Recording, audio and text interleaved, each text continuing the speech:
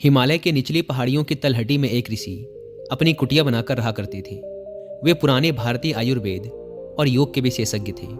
बहुत दूर दूर से लोग उनके पास अपना इलाज करवाने आते। ऋषि आयुर्वेदिक और यौगिक पद्धति से रोगी का उपचार करते और ज़्यादातर लोगों की बीमारियों को जड़ से खत्म कर देते। ऐसे ही एक दिन ऋषि के आश्रम में एक व्यक्ति आता है और कहता है, मुनिवर, मैं यहाँ पास के ही गांव का जमींदार हूँ। मेरा काम ही ऐसा है कि मुझे दिन के ज़्यादातर समय बैठे रहना पड़ता है।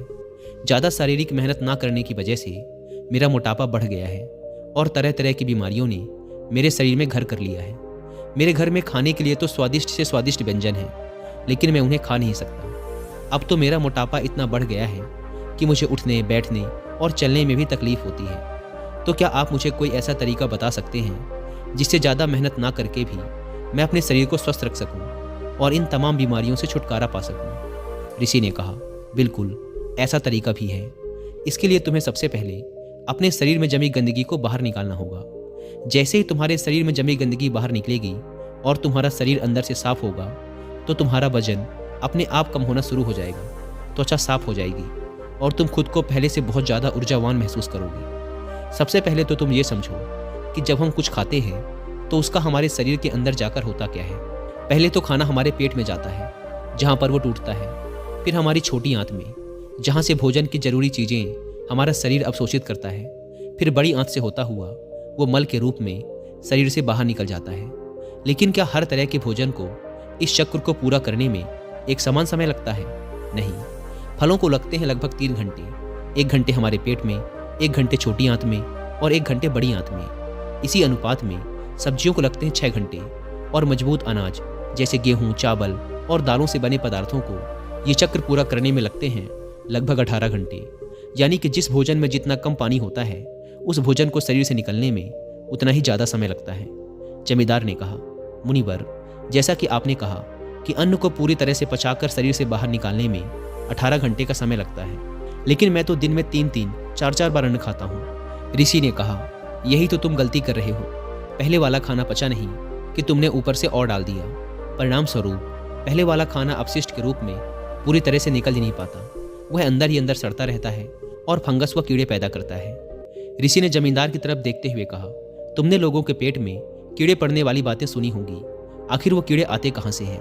वो कीड़े इसी अधपचे, अंदर सड़ रहे खाने से पैदा होते हैं, जो कि हमारी आंतों में चिपका रहता है। ये जरूरी नहीं कि कल खाया हुआ भोजन ही तुम्हारी आंतों में गंदगी के रूप में चिपका हो सकता है कि साल भर पहले खाए हुए भोजन का कुछ हिस्सा तुम्हारी आंतों में गंदगी के रूप में आज भी चिपका हो। कोई भी चीज़ जो हमें सीधे प्रकृति से नहीं मिल रही है, उसे पचाकर बाहर निकालना शरीर के लिए बहुत मुश्किल होता है और फिर ऐसा भोजन ही हमारी आंतों में चिपक जाता है और एक मोटी परत बना लेता है।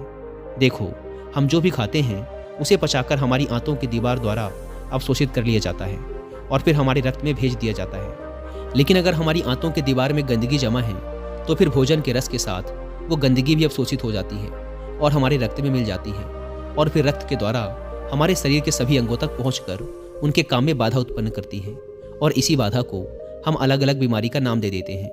अगर ये गंदगी हमारी त्वचा की परतों के बीच इकट्ठा हो जाती है तो हम कहते हैं कि मुहासे या चर्म रोग हो गया।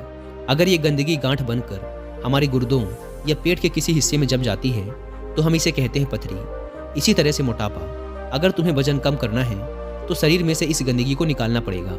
अगर ये गंदगी हमारी आंतों में बहुत ही मोटी परत बना लेती है तो हम इसे कहते हैं कब्ज, और कब्ज सभी बीमारियों की जड़ है। इसी प्रकार अगर ये गंदगी हमारी श्वास नली में जम जाती है तो हम इसे कहते हैं अस्थमा।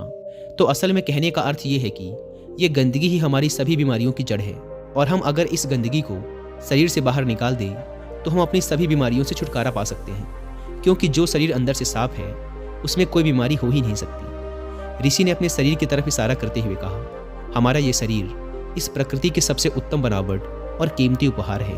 कुछ समय पश्चात हम इस शरीर को माँ प्रकृति को वापस लौटा देंगे। तो हम सबकी ये जिम्मेदारी है कि जब तक ये शरीर हमारे पास है हम इसे साफ और स्वस्थ रखें और इसे वैसे ही वापस लौटाएं जैसा माँ प्रकृति ने हमें ये दिया था। वैसे दोस्तों, शरीर के ही साथ मन को भी स्वस्थ रखना उतना ही ज़रूरी है और इसके लिए मैं प्रेफर करता हूँ मेडिटेशन एंड बुक्स।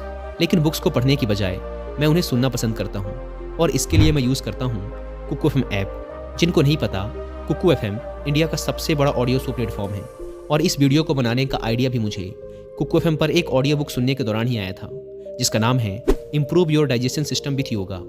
पिछले 1.5 साल से मैं अपना नॉलेज बढ़ाने के लिए कुकू एफएम को सुनता आ रहा हूँ। मेरा इस प्लेटफॉर्म को यूज़ करने का एक कारण ये भी है कि मैं इसमें अपनी मनपसंद लैंग्वेज में ऑडियो बुक्स को सुन सकता हूँ और इसके चैप्टर वाइज एक्सप्लेनेशन की हेल्प से हर चैप्टर के शॉर्ट में नोट्स भी बना सकता हूँ। अगर आप भी उन लोगों में से हैं जो लगातार अपनी नॉलेज को बढ़ाते रहना चाहते हैं तो मैं पर्सनली आपको सजेस्ट करूँगा कि आप कुकू एफएम ऐप का यूज़ ज़रूर करें। और अगर आप हमारा कूपन कोड WI50 यूज़ करते हैं तो आपको इसके एनुअल सब्सक्रिप्शन पर मिलेगा सीधा 50% का डिस्काउंट। ऐप को डाउनलोड करने की link description and first comment पर मिल जाएगी। ऋषि ने आगे कहा, लाखों सालों से इंसान सीधे प्रकृति से प्राप्त पदार्थों को खाते आए हैं, इसीलिए इंसानी पाचन तंत्र भी इसी के अनुकूल विकसित हुआ है। यानी कि बना तो हमारा शरीर कच्चे प्राकृतिक पदार्थों के लिए था, लेकिन अपने स्वाद के चक्कर में हमने इसमें बहुत सी गंदगी डालनी शुरू कर दी है। तो तुम्हारा पहला काम तो शरीर में जमी इस गंदगी को बाहर निकालना है और फिर दूसरा काम उसमें सही भोजन डालना है। जमींदार ने कहा, लेकिन मुनिवर, शरीर से गंदगी को बाहर निकालना कैसे है? ऋषि ने कहा, इसके लिए जो तुम्हें पहला काम करना है वो है रोज 16 घंटे का उपवास। ऋषि ने जमींदार के चेहरे की तरफ देखते हुए कहा, 16 घंटे के उपवास का नाम सुनकर डर मत जाना, तुम ये बहुत आसानी से कर सकते हो। देखो, जो शक्ति हमारे अंदर से गंदगी को निकालेगी, वजन कम करेगी, बीमारी ठीक करेगी, वो हमारे अंदर ही है। वो किसी दवाई या औषधि में नहीं है।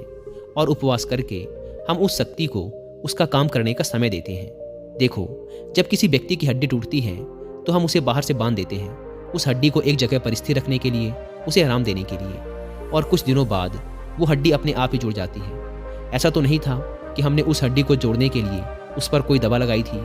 तो फिर उस हड्डी को जोड़ा किसने?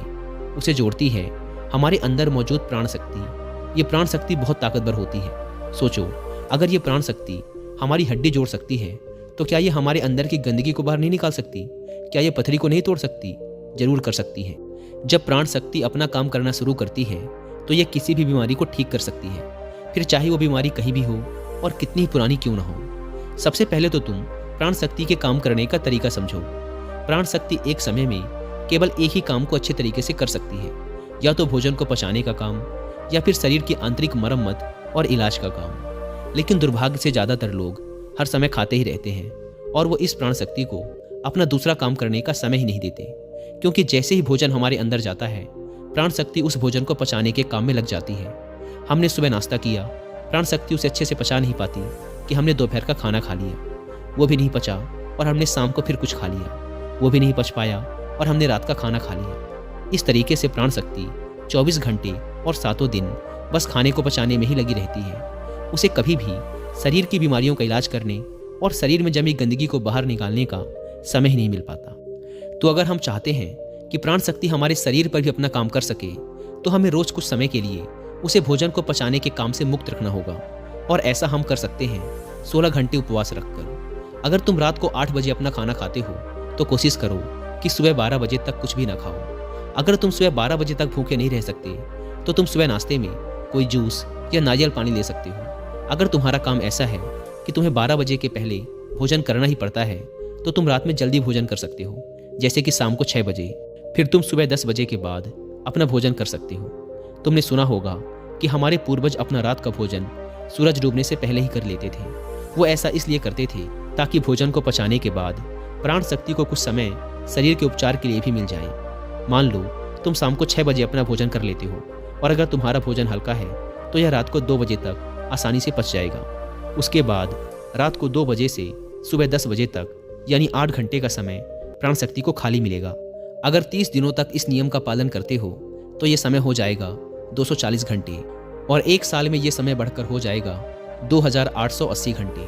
यानी 1 साल में प्राण शक्ति को 2880 घंटे का समय मिल जाएगा हमारे शरीर का उपचार व आंतरिक मरम्मत करने का। इस 2880 घंटे में प्राण शक्ति हमारी आंतों में जमा गंदगी को बाहर निकालेगी, पथरी को तोड़ेगी, रक्त को साफ करेगी और श्वसन नली में जमी गंदगी को बाहर निकालेगी।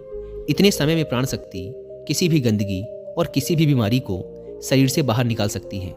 लेकिन आजकल लोगों को लगता है कि अगर वो उपवास करेंगे तो वो कमज़ोर पड़ जाएंगे, लेकिन ऐसा नहीं है। हजारों साल पहले हमारे पूर्वजों के पास भोजन की कोई निरंतरता नहीं होती थी। कई बार तो उन्हें कई दिनों तक भूखे ही रहना पड़ता था। तो यह इंसानी शरीर विकसित ही ऐसे हुआ है कि इसे समय समय पर उपवास करने की आदत है। अजीब बात तो ये है कि हम हर समय कुछ न कुछ खाते ही रहें। हमारे कुछ बुद्धिजीवी पूर्वज इस बात को समझते थे कि अगर किसी व्यक्ति को उपवास करने के लिए कहा जाएगा तो वो नहीं करेगा।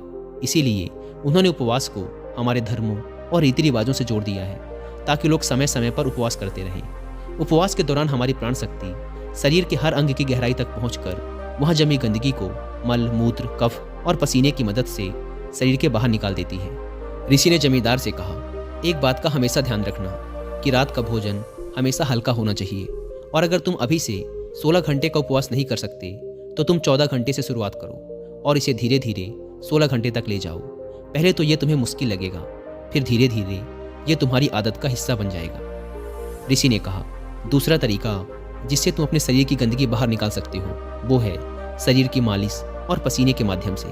जब हम कम से कम हफ्ते में 3 बार तेल से अपने शरीर की अच्छी तरह मालिश करते हैं तो इससे हमारे रक्त की गति तेज होती है और यह गतिशील रक्त अपने साथ नसों में जमी गंदगी को बहाकर गुर्दों तक ले जाता है, जहां से इस गंदगी को मल मूत्र के द्वारा शरीर के बाहर निकाल दिया जाता है। इसी प्रकार जब कोई व्यक्ति कड़ी मेहनत करता है तो उसके शरीर में जमी गंदगी और चर्बी पसीने के रूप में बाहर निकल जाती है। ऋषि ने आगे कहा, स्वस्थ रहने के लिए शरीर से गंदगी निकालकर उसमें सही भोजन डालने की जरूरत होती है। अब मैं तुम्हें भोजन के 3 नियमों के बारे में बताने जा रहा हूँ। पहला नियम, अपने भोजन में कम से कम 40 से 50% जीवित भोजन शामिल करो। फिर चाहे ये फल हों, हरी सब्जियां, सूखे मेवे या अंकुरित अनाज, कुल मिलाकर ये पका हुआ नहीं होना चाहिए। ज़्यादातर लोग मरा हुआ भोजन खाते हैं और फिर वो स्वस्थ रहने की उम्मीद करते हैं। मरा हुआ भोजन करने का अर्थ ये है कि हम एक मृत वस्तु से जीवन निकाल रहे हैं, तो ये पहले हमारे शरीर से ऊर्जा लेगा, फिर ये हमें ऊर्जा देता है। भोजन को पचाने के लिए सभी जरूरी पाचक रस सिर्फ शरीर में ही नहीं होते, ये उस भोजन में भी पाए जाते हैं। लेकिन जब हम भोजन को पकाते हैं तो उसमें से बहुत से जरूरी पाचक रस नष्ट हो जाते हैं और जब हम बिना पाचक रस वाला भोजन खाते हैं तो हमारे शरीर को वो सभी पाचक रस फिर से बनाने पड़ते हैं जो नष्ट हो चुके हैं। लेकिन किसी भी व्यक्ति का पाचन तंत्र कितना ही अच्छा क्यों ना हो, वो उन सारे पाचक रसों को फिर से नहीं बना सकता जो नष्ट हो चुके हैं। वो बस कुछ हद तक उन्हें बना सकता है। दूसरा नियम, शुद्ध शाकाहारी भोजन खाएं, यानी ऐसा भोजन जो पेड़ों से आता है, ना कि जानवरों से। मांस, मछली या अंडा बिल्कुल ना खाएं। प्रकृति ने हमारे शरीर को जानवर खाने के लिए बनाया ही नहीं। तीसरा नियम, बासा या बहुत देर से रखा हुआ भोजन ना खाएं। भगवद गीता के 17वें अध्याय के 10वें श्लोक में भगवान श्री कृष्ण कहते हैं कि जो भोजन पका हो उसे पकने के 1 पहर यानी 3 घंटे के अंदर खा लेना चाहिए, क्योंकि 3 घंटे के बाद वो भोजन तामसिक हो जाता है, उसमें से प्राण जाने लगते हैं। इसीलिए भारतीय यौगिक संस्कृति में यदि पका हुआ भोजन 3 घंटे से अधिक देरी से रखा हुआ है तो उसे नहीं खाया जाता। हमारे पूर्वज भी इसी नियम का पालन करते थे, इसीलिए भोजन चूल्हे से सीधे उनके थाली में आता था। लेकिन आजकल ज़्यादातर लोग सुबह का भोजन शाम को और रात का बचा हुआ भोजन सुबह करते हैं और बहुत सी बीमारियों को निमंत्रण देते हैं। ऋषि ने जमींदार के चेहरे की तरफ देखते हुए कहा, अगर तुम इन नियमों का पालन करोगे तो तुम्हारी बीमारी भी ठीक हो जाएगी, तुम स्वस्थ रहोगे और कभी भी बीमार नहीं पड़ोगे। दोस्तों, उम्मीद है कि आपको वीडियो पसंद आई होगी। और हाँ, जाने से पहले एक बार फिर याद दिला दूं कि कुकू एफएम को डाउनलोड करने की link description and first comment पर दी गई है और 50% डिस्काउंट के लिए आप WI50 कूपन कोड का इस्तेमाल भी कर सकते हैं। धन्यवाद।